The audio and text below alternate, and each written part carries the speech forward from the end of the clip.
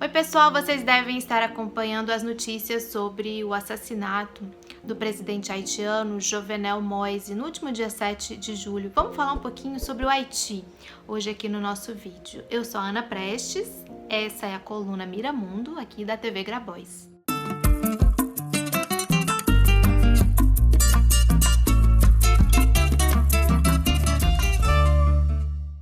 Bom, o Haiti é um país que sempre mobiliza nossa atenção, nossa solidariedade e nossa preocupação. Apesar de, historicamente, ter sido o primeiro país latino-americano a se tornar independente de uma metrópole europeia, era colônia francesa, ainda em 1804, também um país que teve a primeira revolta bem-sucedida e exitosa dos escravos negros aqui nas Américas. Foi em 1794 eles já estavam conseguiram a abolição da sua escravidão, um país, portanto, que por muito tempo, muitas décadas, séculos até, assustaram as elites coloniais aqui latino-americanas e inclusive as pós-coloniais, né, que continuaram, mesmo após suas independências, continuaram praticando a escravidão. Então sempre a revolta dos escravos do Haiti sempre foi esse fantasma que rondava as elites, inclusive as elites aqui no Brasil, a elite brasileira escravocrata, mesmo após colonial. Bom, então o Haiti, apesar disso, foi um país que ao longo de todo o século XIX, já independente, né, como eu disse, desde 1804, e ao longo do século XX, ele foi um país de muita instabilidade política, de muita ingerência externa, de muita incapacidade de se livrar justamente dessa ingerência e, como sociedade, se organizar no sentido de se fortalecer internamente e se desenvolver. Por isso nós estamos assistindo hoje a mais um capítulo de uma tragédia humanitária de grandes proporções, que é a situação do Haiti, e não é de hoje, é de muito tempo. Só para a gente chegar um pouquinho mais perto do nosso tempo, ao longo da metade do século XX, desde o final dos anos 50 até o final dos anos 80, o povo haitiano foi vítima de uma ditadura, a ditadura dos Duvalier, da família Duvalier, primeiro pelo pai, depois pelo filho, e que foi uma ditadura de muito massacre, de perseguição à oposição, de enriquecimento familiar, de uma familiocracia, e sempre acobertado aí e por grandes potências, inclusive, principalmente dos Estados Unidos da América, a própria França, países que gostam de dar lições, mas nunca são solidários na prática com quem realmente precisa da solidariedade. Ficam muitas vezes acobertando justamente esses regimes, como a gente acompanhou ao longo de toda a metade do século XX aqui na nossa América Latina, aqui no Brasil, inclusive. Ao final dos anos 80, uma grande revolta no Haiti, isso também é uma marca do Haiti. Apesar dessa situação sempre de intercorrências e de rupturas e de falta de estabilidade, é sempre uma população que está se mobilizando, que está se colocando na rua, está se projetando contra os seus ditadores, contra os seus algozes. Isso que se deu no final dos anos 80, eles conquistaram a primeira Constituição aprovada pela população no país em 87. Houve uma eleição em 1990 em que foi eleito o padre Jean-Baptiste Aristide, inclusive um padre que vem de origens sociais mais baixas. Ele era considerado o pai dos pobres, tinha um projeto social especialmente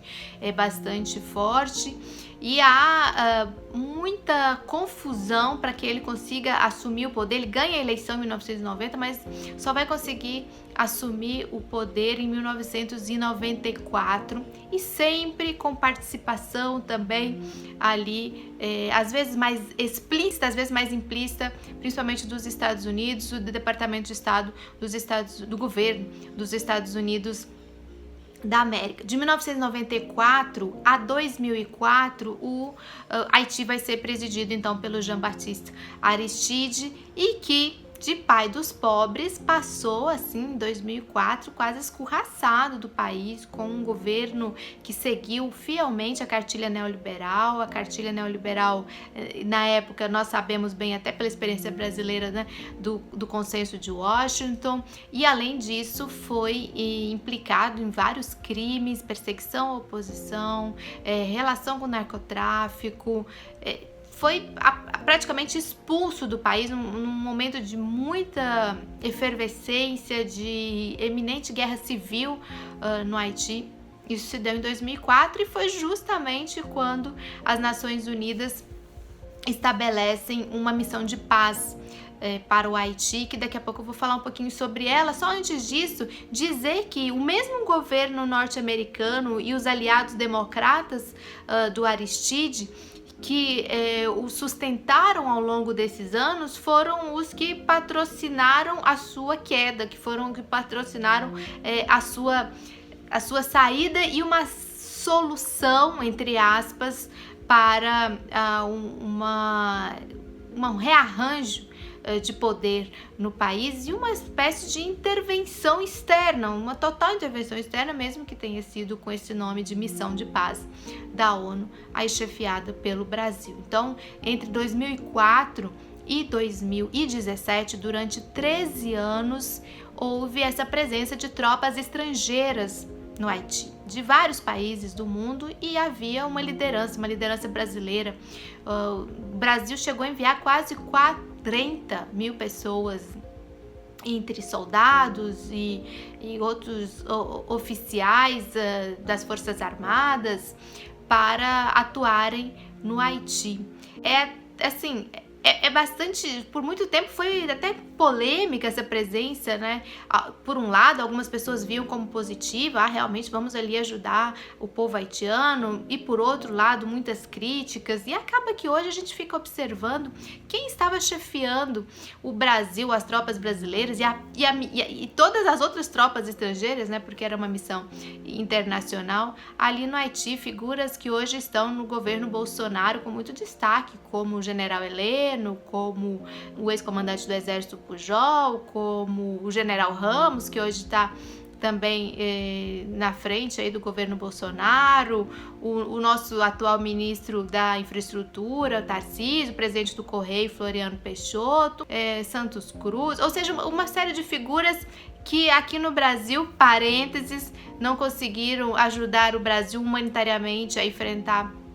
a pandemia, que já tem mais de 500 mil mortos, e também deixou um legado, no mínimo, questionável durante a presença do Brasil no Haiti. E ao longo desse período, o Haiti foi também massacrado por questões ambientais e da natureza muito cruéis. Em 2010 veio um terremoto fortíssimo, terremoto de uma grande magnitude, 7 pontos na escala Richter, que arrasou o país, principalmente a capital, Porto Príncipe. O país estava devastado, veio um surto de cólera, um surto muito forte de cólera, inclusive pelas condições infraestruturais e sanitárias de contaminação das águas do país. O país cambaleante, tentando se levantar dessa situação, ainda com uma enormidade de pessoas ainda vivendo em tendas. Vem o maior furacão da década em 2016, que é o furacão Matthew, e arrasa também, principalmente a parte sul do país, ou seja, pessoas que ainda não tinham casas por conta do terremoto de 2010 foram mais uma vez levadas em suas tendas pelo furacão, que deixou também muitos mortos, muitos feridos, muitos desabrigados, não na magnitude que foi o terremoto de 2010, mas que é uma tragédia em cima de outra tragédia. E aí que vem um grande paradoxo e que explica muita coisa que acontece no Haiti e que explica muita coisa que acontece hoje com esse assassinato do Jovenel Moïse. O Haiti, justamente por essas suas condições absolutamente dramáticas, mobiliza muitos recursos, mobiliza muita solidariedade, mobiliza muitos fundos. Há muitos fundos sendo gestados, bilionários, e que fica a disputa da elite política pela gestão desses fundos que nunca chegam à população. Então, o Jovenel Moïse foi eleito nesse contexto. Em 2016, as eleições foram adiadas 4 vezes, de 2015 para 2016. Em 2016, ele vem como um sucessor do ex-presidente Martelly, de um partido de direita, um partido neoliberal de ultradireita, um partido que tem um nome curioso de cabeças carecas ali no Haiti, e que consegue vencer uma eleição com uma participação baixíssima, na casa dos 20% de participação eleitoral, mas ele consegue ser eleito e vai assumir o poder em 7 de fevereiro de 2017. Ou seja, o seu mandato venceu em 7 de fevereiro de 2021, agora esse ano, e houve enormes protestos para que ele deixasse o governo. Ele não deixou, ele tinha o entendimento de que ficaria até 7 de fevereiro de 2021, 2022, que ele teria esse direito, ele tinha uma interpretação própria da legislação. Ele vinha tentando implementar uma reforma constitucional que acabava com o Senado, acabava com a figura do primeiro-ministro e dava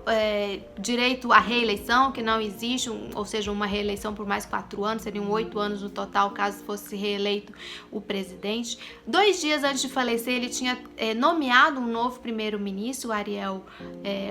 Henry, mas desde abril, quem estava como primeiro-ministro era o então chanceler, o Claude Joseph, que continua agora, inclusive está reconhecido pela comunidade internacional como o atual primeiro-ministro, como o chefe de Estado, quem está interinamente no poder, com o magnicídio do presidente, e isso também decorrência de várias crises internas do seu próprio partido. E todo o governo do Jovenel Moïse foi um governo de muita instabilidade, principalmente quando começaram a ser descobertas a malversação dos fundos do Petrocaribe. Petrocaribe é apenas um dos fundos que é fruto de um projeto de cooperação com a Venezuela, na tentativa, inclusive, da Venezuela, após perdoar uma dívida bilionária do Haiti, de ajudar na recuperação do país pós-terremoto, fora a questão da privatização de vários setores estratégicos no país, como o setor elétrico, e toda a disputa que se deu em torno disso. O Jovenel Moïse era um empresário bananeiro, de exportador de bananas, uma figura bastante controversa e que de fato tinha muitos inimigos, mas o seu assassinato foi, no mínimo, muito estranho. Ainda há muito a ser descoberto sobre esse seu assassinato, por que foram capturadas cerca de 30 pessoas envolvidas, a maioria colombianas, 26 pessoas colombianas, 2 pessoas norte-americanas. Os trajes usados e como eles se anunciam para entrar na casa do presidente como membros da DIA, que é o Departamento para Antidrogas do governo norte-americano. Por que usam isso? Por que são colombianos? Quem está por trás desse assassinato? Que interesses há no sentido de agravar e aprofundar uma crise que já estava instalada, uma crise política? Eu acompanhei bastante ao longo desse primeiro semestre de 2021 toda a instabilidade política no Haiti, desde as controvérsias para que ele deixasse o poder, o Moïse, em 7 de fevereiro, ele suspendeu o parlamento, ele vinha fazendo gestões para uma reforma constitucional e não está previsto, não estava prevista essa forma de emenda da Constituição da forma como ele estava tentando construir. De todo modo, as eleições estão marcadas ainda, acredito, para o dia 26 de setembro, e hoje há muitas perguntas, muito mais perguntas do que respostas. Enquanto isso, a população haitiana continua na mais extrema pobreza, na mais extrema miséria, fragilizada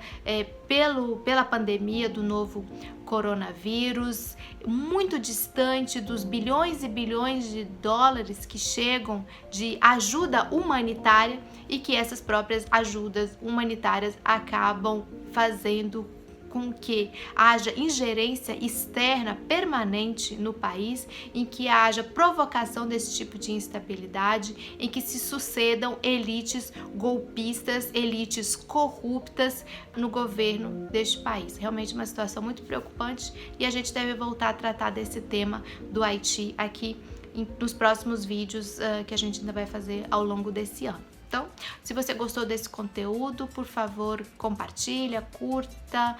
comente e nos dê dicas, ideias aí de novos temas que nós sempre estamos incorporando aqui na nossa programação. E até o próximo vídeo.